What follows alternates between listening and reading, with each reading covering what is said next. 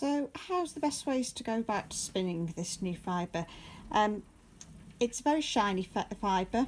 The fibres that are included in it have next to no crimp, so you don't ever going to be able to spin this into a yarn with lots of loft and bounce and elasticity. To my mind, that means that you need to be spinning it at DK weight or finer. It's not saying you can't spin it thicker than that, but I just think that you're not really making the most of the fibre properties if you do that sort of thickness of yarn.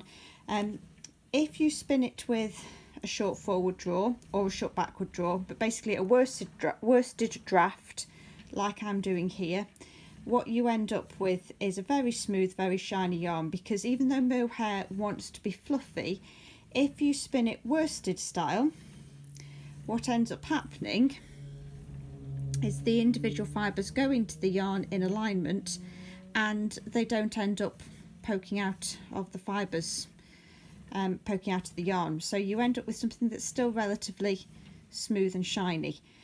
So I'm spinning this reasonably finely. In terms of how much twist to use, in part it depends on what you're going to use it for. If you're going to spin into, if you're going to spin to weave, you'll want to use probably more twist than you would if you're going to spin to knit. And the best way to always tell with everything is to do ply back sample. So I've just pulled some yarn off the bobbin, just give it a little twist between your fingers, and that will encourage it to twist back on itself.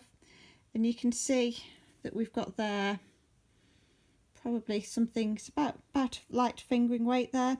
That's possibly a little bit under twisted. I'd probably like slightly more twist than that in it. This is why when you start spinning you do your ply back samples.